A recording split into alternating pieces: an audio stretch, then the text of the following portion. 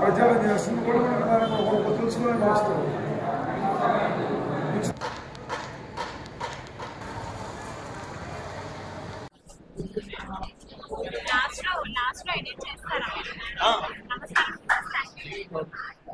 ఈ కార్యక్రమం ఈరోజు చాలా వరకు పొదలకూరులో పేషెంట్లు చూస్తుంటే మరియు ఎగ్జామ్ చేస్తుంటే ఈ సీజనల్ వ్యాధులు మరియు డయాబెటీసు, కార్డియాక్ సమస్యలు, ఆస్ట్రాయిటిస్ సమస్యలు విపరీతంగా ఉన్నాయి. ముఖ్యంగా ఈ సీజనల్ వ్యాధుల గురించి malaria, typhoid, dengue, scrub typhus అనేది, లెప్టోస్పైరోసిస్ అనే వ్యాధులు ఇప్పుడు ఈరోజు కూడా ఈనాడు పేపర్లో కానీ ఇంగ్లీష్ పేపర్లో కానీ ఆ స్క్రబ్ టైపస్ గురించి చాలా ఒక ఆర్టికల్ వచ్చింది. ఈ ముఖ్యమంత్రి గారు కూడా ఇదేంది కొత్త వ్యాధి వచ్చింది, దీన్ని కూడా సుదీర్ఘంగా ఈ సీజనల్ వ్యాధులు పరిశీలించమని చెప్పారు. అది ఒరెన్షియా సుట్సుగాముషి అనే బ్యాక్టీరియా వలన వస్తుంది.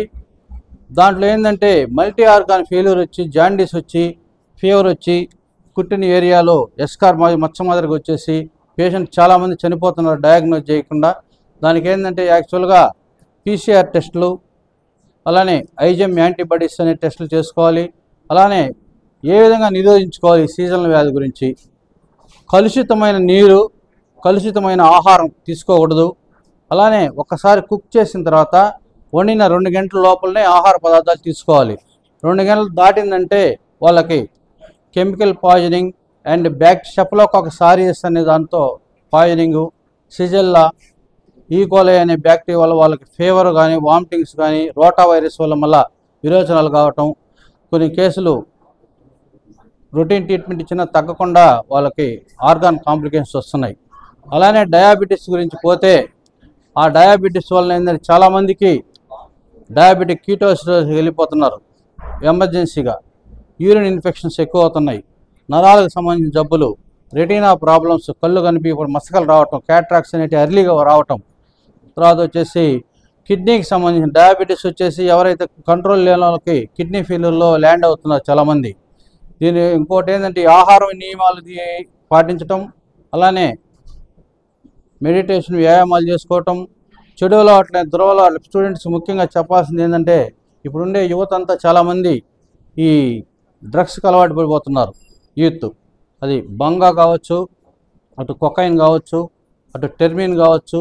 కొంతమంది జిమ్ములకు పోతా స్టూడెంట్స్ వచ్చి స్టెరాయిడ్స్ తీసుకోవటం, టెర్మిన్ తీసుకోవటం, డెకాడ్రాన్లు, డెకాడ్యూరబోలని తీసుకునేసి చేస్తూ ఉంటారు. వాళ్ళకి దానివల్ల ఏంటంటే ఆస్టియోఆర్థోపోరోసిస్ వచ్చేసి వాళ్ళ జాయింట్స్ 40-50 ఏళ్ళకే ఫ్రాక్చర్స్ డెవలప్ అవుతుంది.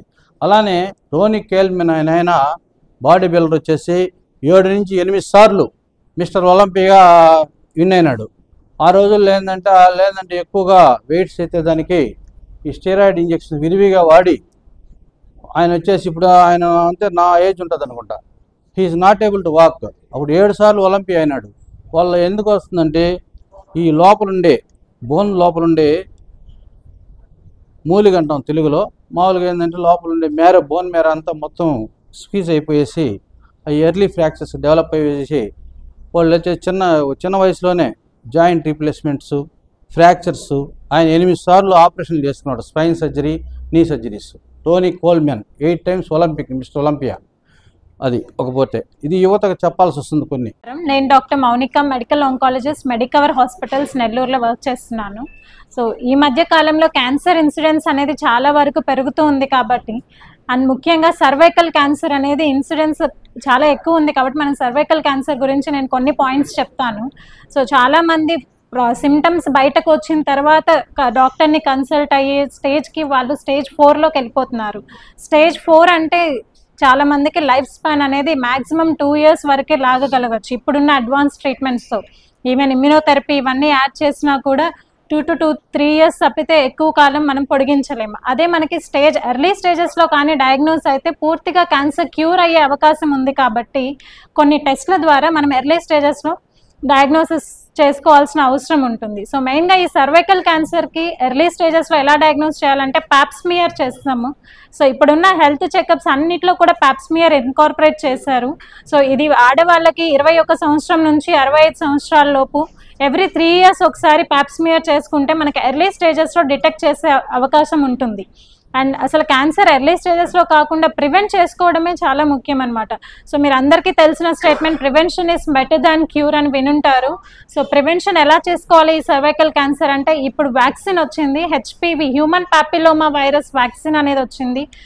Majority of the cases cervical cancer అనేది హెచ్పివి వైరస్ వల్లే వస్తుంది కాబట్టి ఈ వ్యాక్సిన్ అనేది ఇంట్రడ్యూస్ చేశారు. సో ఇండియాలో ఈ వ్యాక్సిన్ చాలా సంవత్సరాల నుంచి వాడుతున్నారు. లాస్ట్ 5 years ఇన్సిడెన్స్ చూస్తే ఈ వ్యాక్సిన్ తీసుకున్నందువల్ల సర్వైకల్ క్యాన్సర్ ఇన్సిడెన్స్ తగ్గింది. బట్ అది సరిపోదు, ఇంకా చాలా 0 cases చేయాలి అనేది aim. So HPV virus vaccine ఇప్పుడు వచ్చిన లేటెస్ట్ సబ్ టైప్ గార్డాసిల్ 9 అని ఉంటుంది. ఇది ఇట్ ఆల్మోస్ట్ కవర్స్ అన్ని సబ్ టైప్స్ని కవర్ చేస్తుంది. అండ్ 98% to 100% ప్రివెన్షన్ ఉంది ఈ వ్యాక్సిన్ వేసుకోవడం వల్ల. ఎవరెవరికి వేసుకోవాలి వ్యాక్సిన్ అంటే 9 years నుంచి 45 years లోపల ఉన్న వాళ్ళకి వేసుకోవచ్చు. ఆడవాళ్ళు మగవాళ్ళు ఇద్దరు వేసుకోవచ్చు. అండ్ ఇది ఎలా వేసుకోవాలి అంటే 3 డోసులు ఉంటాయి. 15 years లోపల అయితే 2 doses షెడ్యూల్ సరిపోతుంది. ఇవాళ వేసుకుంటే మళ్ళీ 2 నెలల తర్వాత 1 డోసు. అదే 15 సంవత్సరాల తర్వాత ఉన్న వాళ్ళకి 3 డోసులు వేసుకోవాలి. ఇవాళ వేసుకుంటే 2 monthsకి ఒకటి, 6 monthsకి ఒకటి. లెట్స్ సే డిసెంబర్లో వేసుకుంటే ఫిబ్రవరిలో ఒకటి అండ్ జూన్లో ఒకటి. సో ఈ 3 doses ఆఫ్ వ్యాక్సిన్తో we can prevent cervical cancer almost to the level of 98 to 100% వరకు మనం ప్రివెంట్ చేయొచ్చు. సో ఇది మీరే కాకుండా మీకు తెలిసిన వాళ్ళకి కానీ ఇవన్నీ వ్యాక్సిన్ ఎక్కువ వాడుతున్నట్లయితే సర్వైకల్ క్యాన్సర్స్ అనేది మనం కంప్లీట్గా ప్రివెంట్ చేసి అసలు సర్వైకల్ క్యాన్సర్ లేకుండా మనకి ఈ వ్యాక్సిన్ ద్వారా వస్తుంది. సో